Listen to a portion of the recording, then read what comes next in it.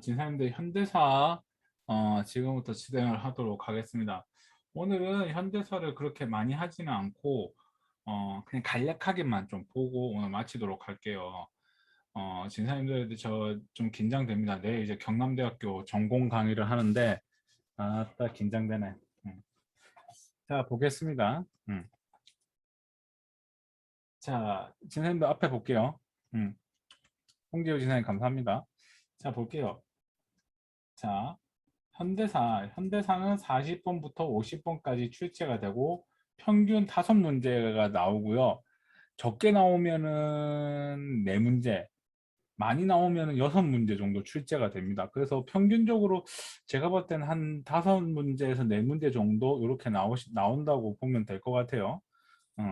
그래서 이런 식으로 이렇게 보면 될 것 같고, 자, 그러면 시작을 해볼게요. 현대사는 광복, 신탁통치, 대통령 업적, 남북관계가 가장 많이 출제가 되고 있습니다. 그래서 현대사 같은 경우는 이렇게 좀 보면은 뭐 순서 나열하기, 생활 모습, 뭐 이런 것들이 이제 물어보는 문제가 시험에 많이 나온다고 보시면 될 것 같아요. 자, 광복 볼게요. 자, 여기 보면 현대사가 내용이 제가 상당히 많습니다. 그래서 진사님들 제가 이렇게 내용을 많이 넣은 이유는 뭐냐면은 진사님들 여러분이 살아가시다 보면은 역사에 대해서 가장 많이 알아야 될 게 무엇인 것 같습니까? 바로 현대사입니다. 현대사를 제일 잘 알아야 됩니다. 그래야 뉴스를 보면 좀 이해가 가고 속된 말로 어디 나가서 무식하다는 소리 안 듣고 그런 게 다 현대사입니다. 그래서 제가 일부러 현대사를 일부러 좀 많이 넣는 이유가 학생들 어디 나가서 좀 속된 말로 무식하다는 소리 듣지 말라고 제가 이렇게 하는 게 좀 있거든요. 그래서 여러분들이 그런 거를 좀 생각하고 좀 보시면 될 것 같고, 그래서 제가 이거를 다 공부하지 마시고, 진사님 제가 설명을 잘 들으세요. 제가 줄 끄는 것만 공부하세요. 현대사는 진짜 키워드만 공부해서 딱딱딱 키워드만 공부해서 넘어가가지고 시험을 치면 됩니다. 그래서 현대사가, 그러니까 제가 생각하는 건 그겁니다. 이제 어떤 거냐면 그렇게 생각하시면 돼요. 통일신라까지는 무조건 다 맞춰야 되고, 고려 반 틀리고, 조선 반 틀리고, 그다음에 조선 후기가 난 조선 후기가 좀 쉽다 생각하는데 조선 후기 다 맞추고, 근대사 반쯤 틀리고, 일제강점기 반쯤 틀리고, 현대사 다 맞추면 한 71점 나올 걸. 그렇게 하면 뭐 점수 따는 거잖아. 그렇잖아. 그러니까 이렇게 하면 되지 않을까 하는 게 제 생각입니다. 어, 그죠? 그렇게 해가지고 점수를 따면 되지. 굳이 뭐 할 필요는 없는 것 같다. 그래서 여러분이 해야 될 거는 현대사는 무조건 다 맞추셔야 됩니다. 다른 거 다 필요 없습니다. 현대사는 무조건 다 맞춰야 된다. 자, 그러면 지금부터 보겠습니다. 자, 현대사. 오늘은 여기까지 할 겁니다. 자, 보겠습니다. 현대사. 자, 광복과 신탁통치. 오늘은 광복만 할 겁니다. 그 학생들한테 물어볼 게 있는데, 광복이 맞아요? 해방이 맞아요? 우리가 흔히 광복하고 해방 이런 단어를 많이 쓰잖아요. 그래서 광복이 맞냐, 해방이 맞냐 이런 말들을 많이 하는데, 이제 광복은 이런 거지. 해방은 노예에서 풀려나다는 느낌이 강하고, 그 광복은 우리 민족이 다시 태어나다는 뜻이에요. 그러니까 이런 거지. 뭐 예를 들어, 그렇죠. 뭐 그렇죠. 외국 입장에서는 해방이겠죠. 그러니까 이런 거지. 김나리 진사님한테 좀 미안한데, 김나리 진사님한테 나리야 사랑해 하는 거하고 나리야 졸라 사랑해 하는 거하고 어느 게 더 감동이 깊어요? 나리야 졸라 사랑해 하는 게 졸라 감동이 깊죠. 그러니까 그게 이제 광복이라는 거지. 그러니까 광복이 다시 태어나다는 뜻이거든. 그래서 우리는 광복이라는 용어를 쓰고 있습니다. 그래서 진사님도 광복이라는 표현을 쓰셔야 됩니다.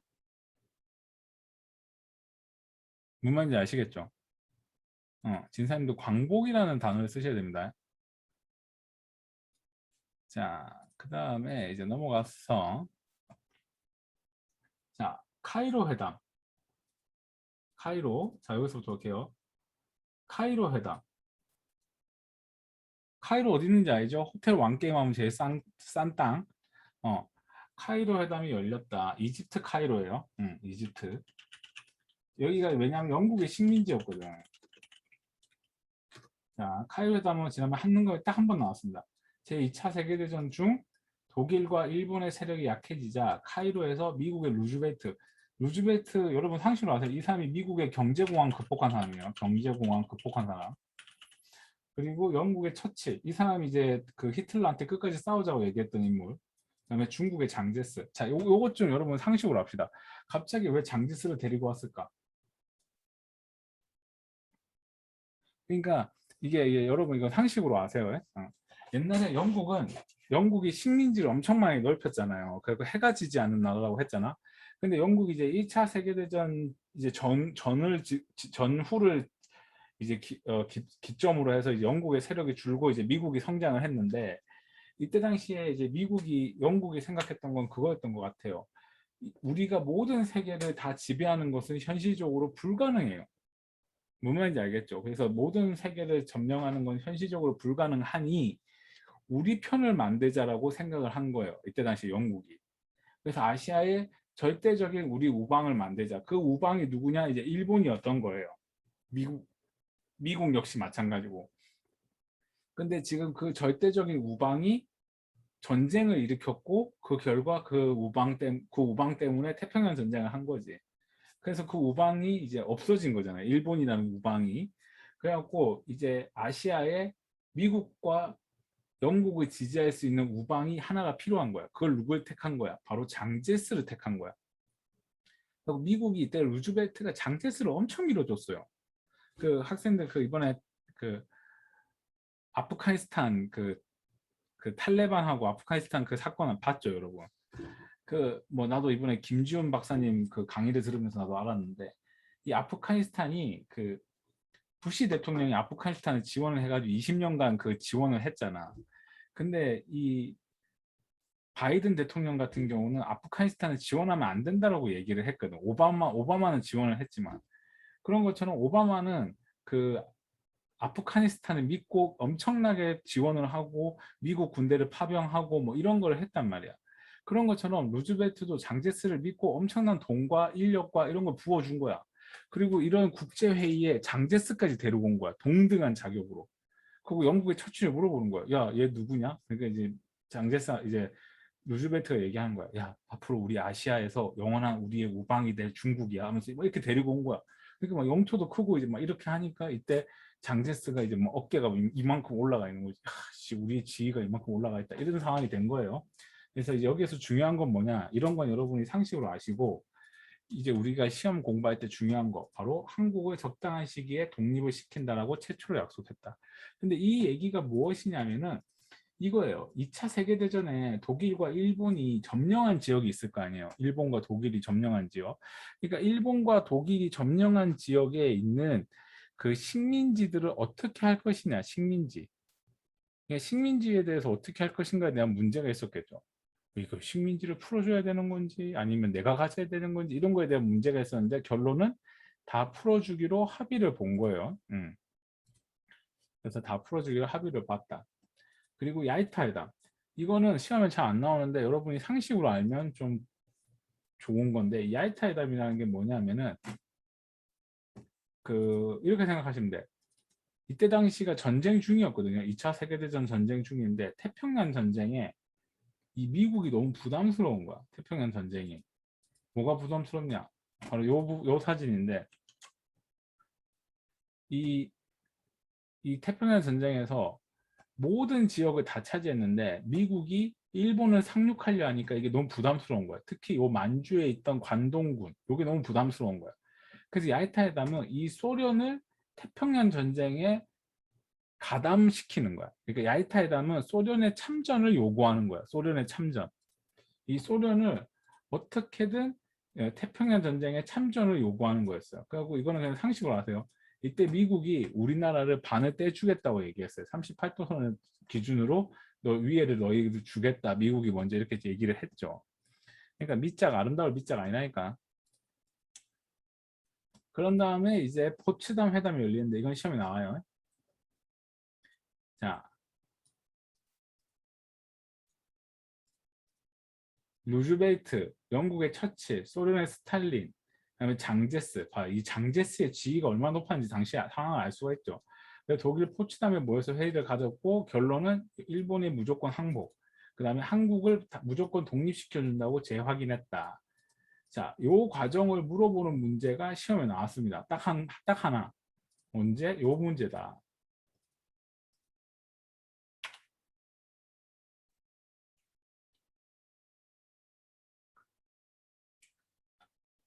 같이 한번 풀어볼까? 3대 연합군은 그러니까 지금 보면 카이로, 얄타, 포츠담인데 포츠담은 4개 국가잖아.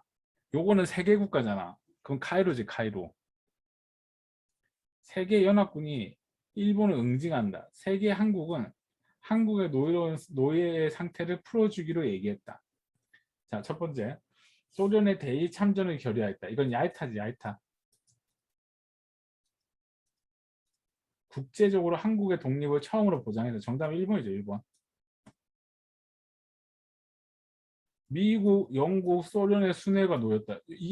야, 미국은 알겠고, 영국은 알겠고, 이 사람이 소련이야? 그렇지 않잖아. 그래서 정답은 2번이고, 마지막까지 남아있는 이거 카이로예요, 카이로. 이것도 카이로고. 그래서 정답은 2번. 이거 1점짜리긴 한데, 솔직히 얘기하면, 역사 좋아하지 않는 학생 입장에서는 이것도 틀릴 수 있는 솔직한 말로 뒤통수 치는 문제였다. 근데 내가 하고 싶은 말은 뭐냐? 틀려라. 충분히 난 틀릴 수 있다고 생각한다. 알겠습니까? 그래서 이렇게 보시면 될 것 같고, 자, 그 다음에 넘어가서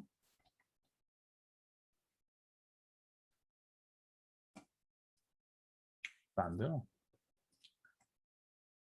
자, 그 다음에 히로시마 나가사키에 원자탄이 떨어졌다. 여러분, 히로시마 나가사키에 원자탄 떨어진 거는 제가 몇 번이나 얘기했으니까 그냥 넘어갈게요. 원자탄이 떨어졌고, 또 뭐 쓸데없는 얘기인데, 우리 집사람이 일본 갔다 왔는데, 일본 유학 갔다 왔는데 물어봤어. 일본 사람들은 일제강점기 자기들이 그렇게 한 거에 대해서 어떻게 생각하냐고 물어보니까 이렇게 얘기한다던데. 자기는 전 세계에서 유일하게 원자탄을 맞은 불쌍한 국가라고 생각한대. 그럼 우리 일본군 위안부는 왜 사과 안 해? 자기들 그렇게 했잖아니까. 그냥 자기들은 그거에 대해서 별 생각이 없대. 너무 웃기지 않아? 야, 자기들은 막 그 오바마 미국 왔을 때 원자탄 떨어진 거 사과해라 하면서 막 오만 난리를 치는데 정작 막 한국한테 그렇게 한 거는 막 사과도 안 하고 참 이게 이 나라가 좀 이상한 것 같아. 좀 보고 있으면. 이번에도 도쿄올림픽 성황리에 맞췄다고 엄청나게 자랑을 하던데 기본적으로 진짜 역지사지가 안 되는 민족인 것 같아요. 그래서 일본이 항복을 하는데 자, 진사님들 자 이것도 상식으로 아세요. 옆에다가 뭐라고 하나 정리하면 어, 이렇게 알고 계세요. 이때 당시에 미국 대통령 루즈벨트가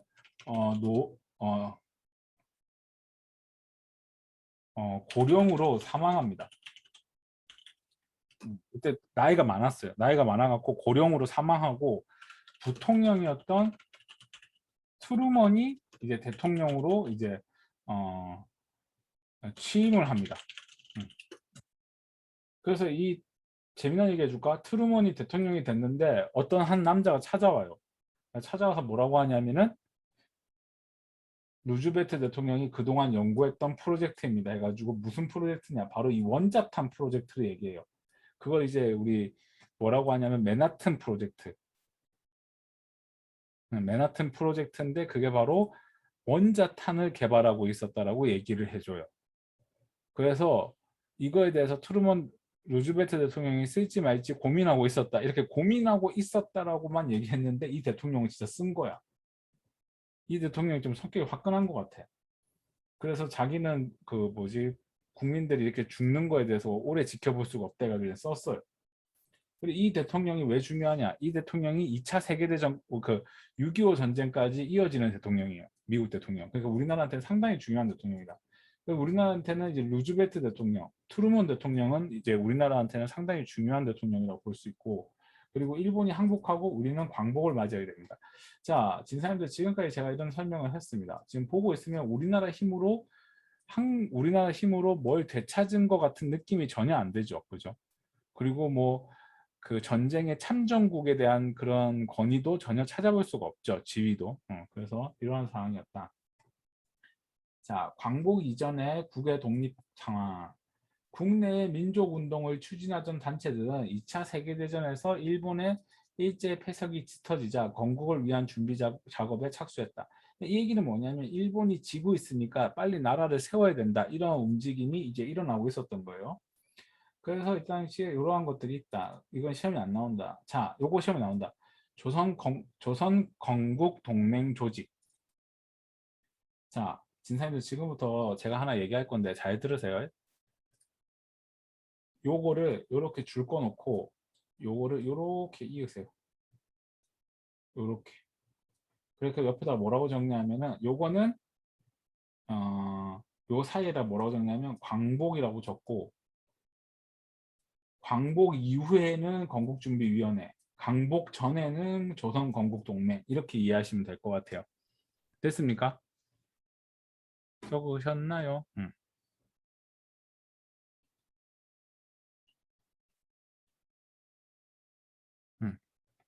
됐습니까? 자, 그러면 앞에 좀 볼게요. 자, 진사님들 지금 배우고 있는 것 중에 우리가 현대사 배우고 있는 것 중에 제일 중요한 게 하나 나왔습니다.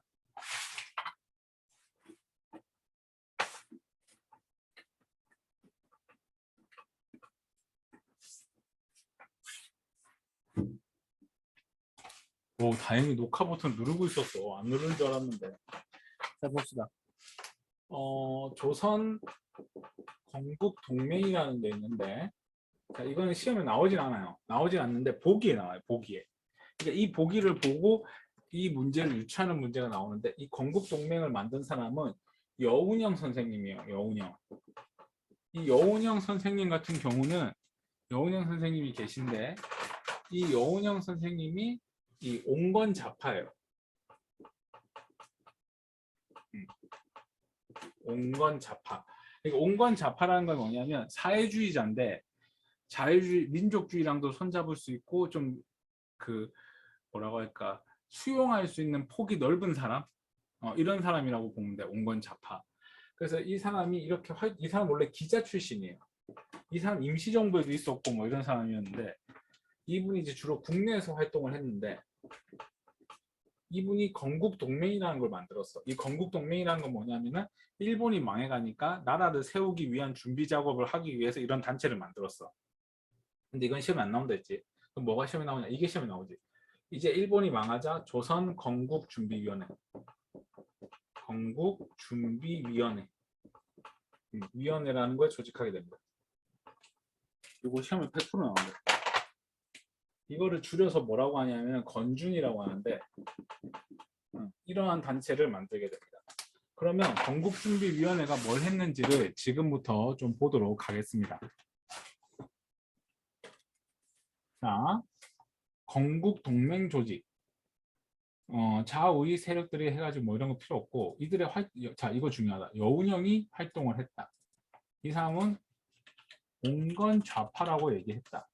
이 사람은 공추를 반대하고 징병자를 구했고 조선의용군이라는 건 아까 의용대에서 나온 극좌 세력이라 했죠. 극좌 세력.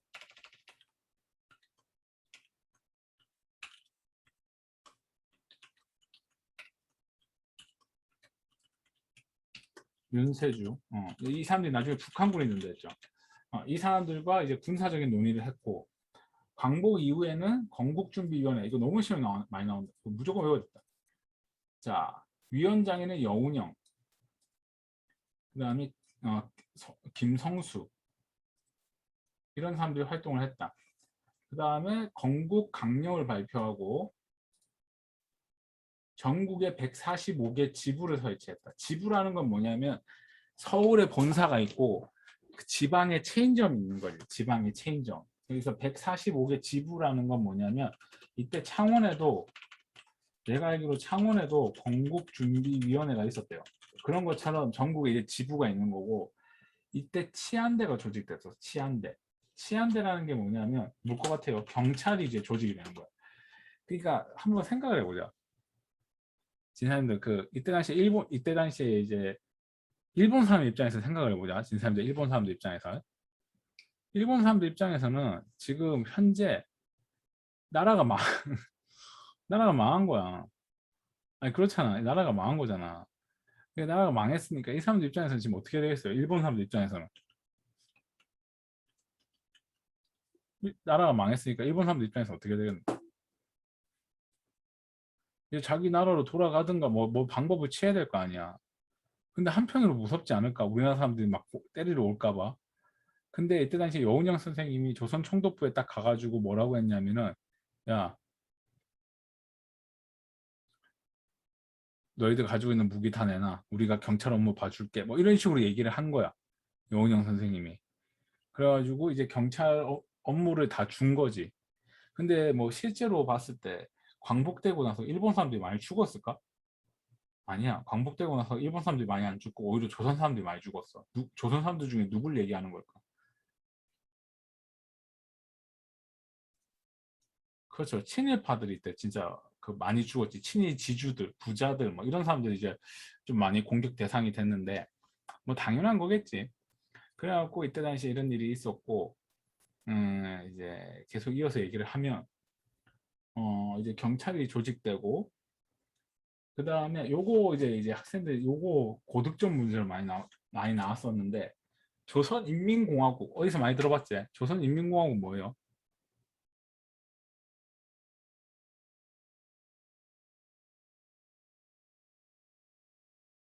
북한 이름으로 많이 듣죠. 자, 지금부터 설명을 잘 듣습니다.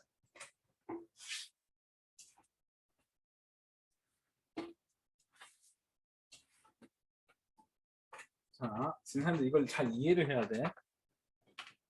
이거를 이해를 해야 되는데 이건 이해만 하고 안 해오셔도 돼. 자, 이때 당시에 어떤 일이 있었냐면 자, 천천히 제가 해볼게요. 이때 당시에 히로시마 나가사키에 원자탄이 떨어졌잖아. 근데 소련이 이때 당시에 참전을 안 하고 있었어. 얄타 회담을 하면서 미국한테 더 뜯어내려고 참전 안 하고 있었어. 근데 이때 당시에 이제 루즈벨트가 얄타 회담이 거의 끝나갈 쯤에 사망하고 트루먼이 원자탄 떨어뜨리니까 바로 소련이 참전한 거야. 그럼 소련은 왜 참전했냐? 이제 빨리 숟가락을 얹어야 뭔가 이제 콩고물이 떨어지니까 그 소련이 급하게 이제 우리나라에 군대를 파병합니다. 이제 군대를 파병했을 때 당시에 뭐 숫자가 뭐 5천 명이다, 20만 명이다 뭐 여러 가지 설이 있는데 하여튼 소련의 입장에서는 적응 군대를 파병해서 빨리 그 군대를 빨리 이제 일본하고 전쟁을 해야 되는 거야. 이때 당시 일본에 관동군이 있었는데 히로시마 나가사키 군대 그 원대탄이 떨어졌다니까 얘네들이 완전히 망연자실한 거야. 그리고 우리나라의 한반도에 누가 먼저 들어오냐면 소련이 먼저 들어온 거야. 그러니까 미국이 이때 당시에 이제 일본을 거의 점령하고 있을 텐데 미국 입장에서는 자 이걸 잘 이해해야 돼. 지금도 그렇지만 지금은 좀 상황이 좀 달라졌지만 미국은 한반도를 어떻게 생각했냐면 일본을 그러니까 이렇게 되는 거야. 나중에 얘기하겠지만 장제스가 미국의 우방으로서 아시아를 대신 통치해 줄 것을 미국이 바랬어. 근데 이 장제스 멍청한 놈이 중국 공산당한테 지면서 지금 완전히 아프가니스탄하고 똑같아. 이 장제스가 밑에 있는 애들을 관리를 못하면서 완전히 부정부패, 비리, 경제 실패 이런 거랑 이어지면서 중국 공산당한테 지게 돼요. 그래서 지금 중국이 공산화된 거거든. 그렇게 되니까 미국 입장에서는 이제 아시아에서 내 편이 될 줄 나라를 새로 키워야 돼. 근데 그게 한국이 아니라 과거에 관계를 맺어왔던 이제 일본이 된 거야. 그래서 이제 일본을 키우려고 하니까 일본을 지킬 방어 기지가 필요해. 그 일본을 지킬 방어 기지가 어디냐? 바로 이 한반도야. 그래서 미국이 이때 당시에 한반도를 방어 기지로 생각하고 있었는데 갑자기 소련이 이렇게 쭉 내려오니까 38도선을 긋고 이 이하로 내려오면은 이제 소련하고 싸우겠다라고 이제 먼저 선전포고를 해요. 미국이. 그러니까 소련이 쭉 내려오다가 이제 자기도 병사 수가 작고 굳이 미국하고 싸울 이유가 없으니까 이 북한을 먼저 점령합니다. 뭔 말인지 알겠죠? 그러니까 우리나라에 먼저 들어온 군대는 미국이 아니라 소련이에요. 그러니까 이제 북한에 이제 우리나라 남쪽에 있는 사람들은 북한이 먼저 그 소련 군대가 들어온다는 얘기를 들었고 또 하나 좀 있으면 9월 달에 미군이 들어온다는 얘기가 들리니까 우리의 입장에서는 이 미국과 소련과 협상할 수 있는 그 단체가 아니라 잘 들어야 돼. 단체가 아니라 국가가 있어야겠다. 미국과 소련과 협상할 수 있는 국가가 있어야겠다. 그래서 우리가 먼저 국가를 만들자 해가지고 우리가 먼저 국가를 만든 거야. 그게 바로 조선인민공화국이야. 여운형이 급하게 군대 그 나라를 만든 거야. 그리고 급하게 이승만을 대통령으로 앉힌 거야. 근데 이승만은 또 그 우거든. 이 사람은 결코 좌파랑은 서로 안 잡거든. 근데 여운형이 좌파잖아.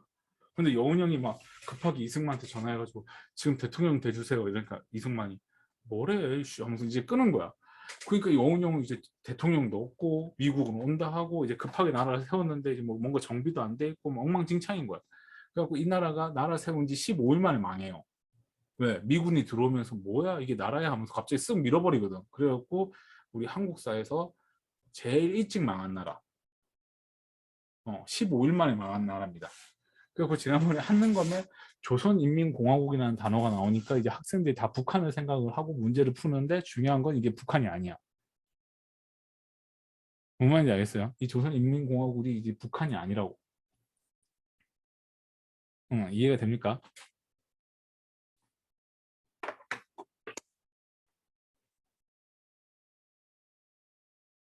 넘어가도 되겠습니까?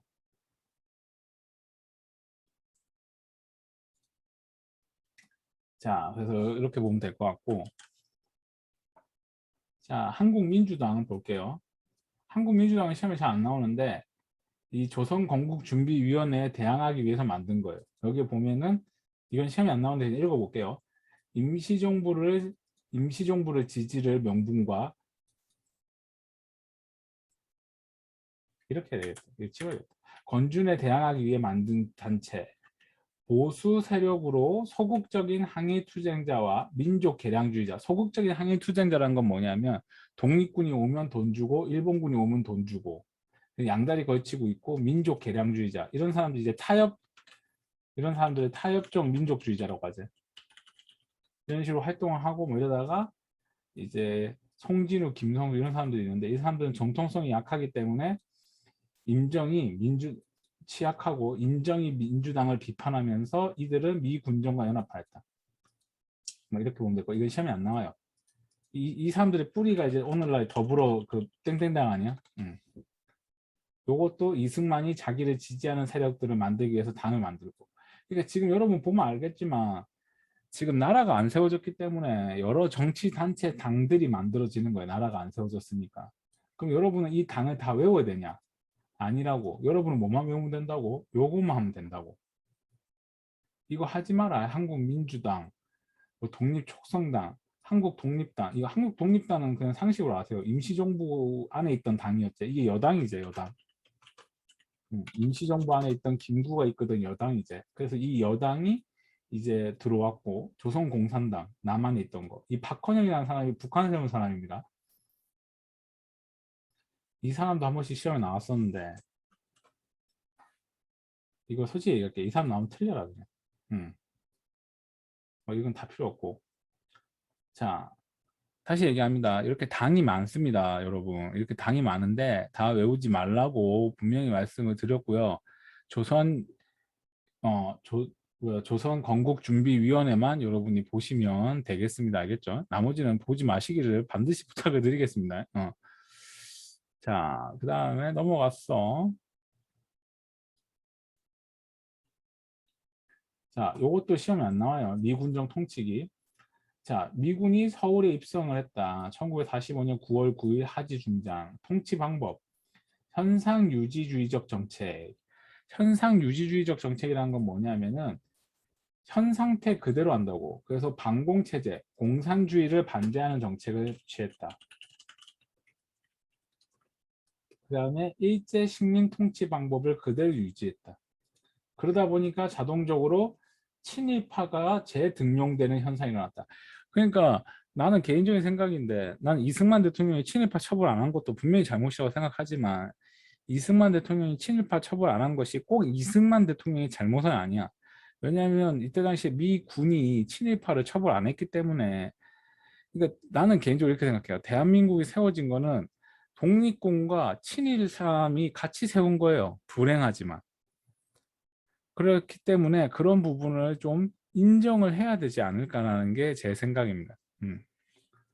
그다음에 경제 방식은 뭐냐면 자유경제 방식이고 남면 북양이라는 건 뭐냐면은 남쪽에는 면을 생산하고 북쪽에는 양을 키우는데 그런 것도 있고 대다수의 공장들이 북한 북쪽에 있었기 때문에 남한의 경제는 좋지 않았어요. 그 다음에 그 여기 곡식에 따른 매점매석이라는 건 뭐냐면 이것도 그냥 듣기만 하세요. 그 일본이 전쟁 중이었잖아요. 그래서 우리가 학생들 지난 시간에 배웠는데 곡식을 다 일본이 들고 갔다 했죠. 그래서 우리가 배급제를 했다고 하는 거 기억나요? 일본이 막 배급을 나눠줬다 하는 거 기억나요? 그 배급제를 했잖아요. 그 배급을 하다가 남은 거야. 이 곡식이. 그러면 남은 곡식을 어떻게 해야 돼? 이제 이것도 환장할 문제인 거야. 이제. 이건 누가 관리하냐? 이제 미국하고 친한 놈들이 이제 관리를 하는 거야. 그다음에 신항공사. 이거는 그냥 듣기만 하세요. 이것도 시험에 공무원 시험에 한 번씩 나오는데 그 진사님들 그 일제 강점기 때 우리나라 그러니까 한반도의 토지 중에 가장 많은 토지를 관리하던 곳이 어디예요? 한반도에 가장 많은 토지를 관리하던 곳. 동양척식 주식회사라고 기억나요? 우리 한반도에 가장 많은 토지를 관리했던 동양척식 주식회사. 그 회사가 신한공사로 바뀐 거예요. 무슨 말인지 알겠죠? 근데 이 토지 관리 역시 미군하고 친한 애들이 이제 가져가는데 중요한 건 이 미군하고 친한 애들이 대다수가 또 친일파들인 거야. 그러니까 또 이게 문제가 되는 거야. 그러니까 이제 계속 문제가 이제 쌓여간다. 그 다음에 도시민이 급증하고 이때 당시에 이 도시민이라는 건 뭐 도시에 이제 오는 사람들이 많아졌고 귀환동포 이때 당시에 그 일본이 싫어가지고 떠났던 사람들이 다시 돌아오는 거야. 이게 한 200만 명 된다 하더라고. 200만 명이 이제 어디로 오냐? 거제, 마산, 부산으로 이렇게 들어오게 되는 거죠. 그래서 마산에 그 경남은행 본점이 있는데 혹시 아십니까? 그 일대부터 야구장까지 이제 그 귀환동포 그다음에 저 6.25 전쟁 때 북쪽에서 온 사람들이 이렇게 살았던 거예요. 그다음에 요거는 시험에 나온다. 요거 시험 633 학제 요거 시험에 나온다. 진사님들 한 가지 물어보자. 633 학제 왜 나올까? 지금도 우리가 하고 있어서 그런 거죠. 그죠? 그래서 이 633 학제가 지금 만든 원래는 일제강점기 때는 644 이렇게 가는 거였는데 이제는 633 이렇게 미국식 학제로 가는 거죠. 그러니까 일본은 아니다 65죠. 그러니까 일본은 65 그다음에 대학을 가는 건데 여기 미국은 633 이렇게 나누어서 이렇게 가는 거라고 보시면 될 것 같아요. 그래서 오늘은 여기까지 해가지고 보고 왜 여기서 끝냐면은 이제 여기서부터 쭉 내려가지고 이제 대한민국이 세워지는 과정까지가 이제 쭉 나오기 때문에 지금부터 시작하면 이제 12시에 끝나기 때문에 조금 어려운 부분이 있다고 생각을 하고 여기까지 진행을 하도록 하겠습니다. 진사님도 수고하셨고 저도 지금 빨리 여러분하고 종료를 하고 영상을 좀 편집을 해서 빨리 올리도록 하겠습니다. 어제 오늘 것까지는 다 못 올리겠고 하여튼 어제 찍은 거라도 빨리 올리도록 하겠습니다. 여러분 수고하셨습니다.